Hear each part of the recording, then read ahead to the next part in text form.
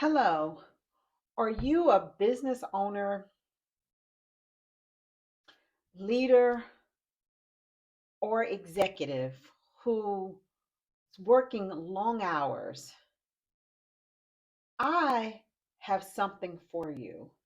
I really believe that leaders need to lead. A lot of times, leaders are in a position, so they hold a position of power.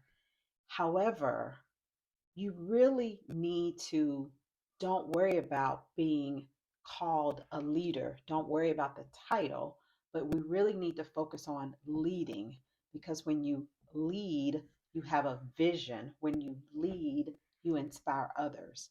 So I really would like for us to focus on how do you really lead?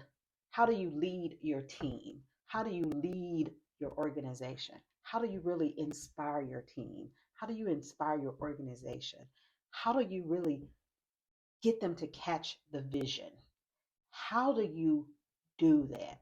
And I really believe that it is important that you think about that in order for your team, your organization to be successful, that it really takes the power of the team because you, as the leader, you're one person, you can only play your position, but you need the team playing all of their positions so that you guys can work together like a well oiled machine and meet those client deliverables and exceed all of those financial objectives and bring in that revenue and making sure that that revenue is profitable. So, I would like for us to think about what really drives and how do you drive and why is it important for you to drive an outcome focused team. You need your team to be focused on the outcomes, not about what you do and even how you do it, but they need to focus on why do we do this? And that will help to make sure you merit against the outcomes that need to be driven to drive those business results and to really wow your clients. I always say in is that it is important for you to start with the end in mind. And what I have seen from a lot of leaders, remember the difference in leading and being a leader. A lot of leaders oftentimes will begin to kind of focus on all the things that have to get done versus focusing on the end. What's the end goal? What do we have to get done? Why do we have to get these things done? What is that end goal? If you start with the end in mind, then you can figure out what is the most efficient and effective manner to obtain that end. Okay. So, one big mistake that a lot of leaders make is that they believe that they have to know everything, they have to know all the answers. And I would like to dispel that. I believe that you need to make sure that you are mobilizing your team, you're leveraging the team, you're leveraging their skills, their experiences, and you are really getting them to help you figure out the best way to get things done because they're the people that's on the ground. It's okay for you as leading your team and some people, leaders, don't need to know everything. It's okay. You really want to collaborate with your team. That's how you show your team that you truly value them. And it is totally amazing how, when you give your team that, what I call that baton of empowerment, you don't micromanage them. You let them help to come to the table with ideas of what you guys need to do in order to get the results that's needed to get those results that's going to wow your client, to get those business results. I mean, it's great to get those sales in, to get the revenue in, to keep those expenses down. And who better knows how to do that than the people that's actually on the ground? A lot of times, leaders like to tell their team what to do versus stepping back, asking the team about what they think and what are their suggestions. How can we do this better, faster, differently? And it's amazing how your team will work so much harder for you when they feel as though they are valued and their input is sought out and it's heard.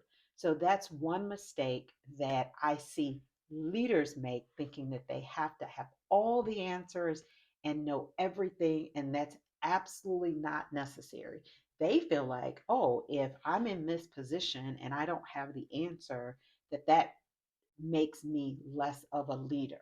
And there is nobody that knows everything by any means, and that should never be expected.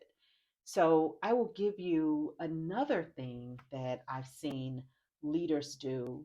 And if you have an employee who is just like a superstar, they're this rock star, they get things done and they know how to get things done, and they can get a lot of things done, and they can go into new spaces and figure it out. And it's just like these are the people that you just love on your team because you know that you can give them an assignment and they're going to get it done.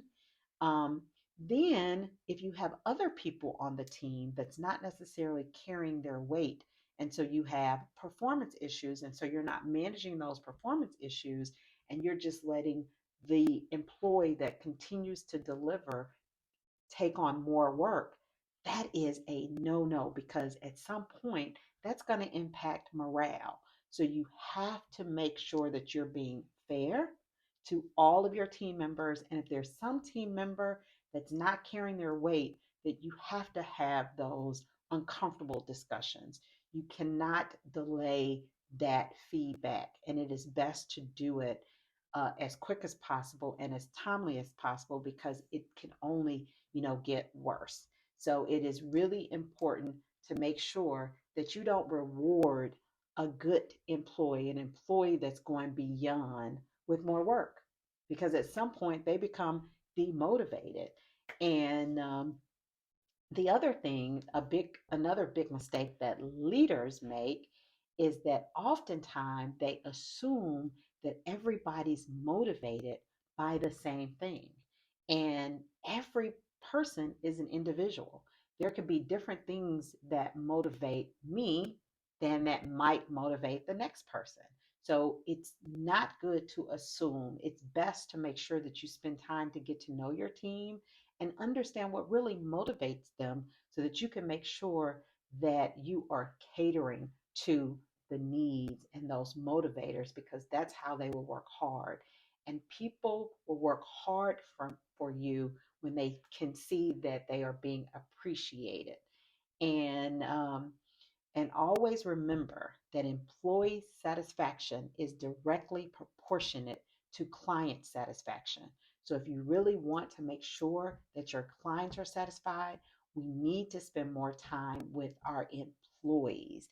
We need to make sure our employees are satisfied. Our employees are the ones that's working with our clients. Our employees are the ones that can wow our clients. So, let's make sure that we are not missing that step of making sure we're spending time to get to know our employees. We get to know them as that whole employee, as a person. We get to know what motivates them, and we manage that accordingly.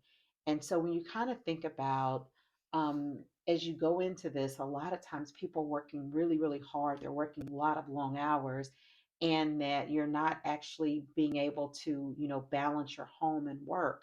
And it's a lot of times because these leaders are in these positions and they have titles, but they are not necessarily leading.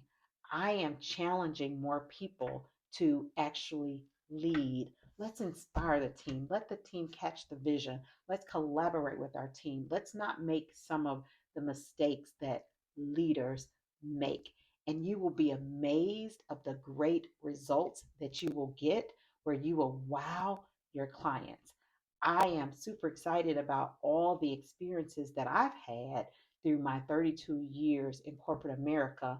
And I have been able to go to new spaces in new industries and do some amazing things by doing some basic things every time.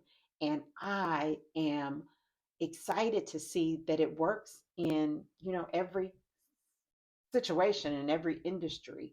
So let's catch the wave of let's leading versus just trying to be a leader.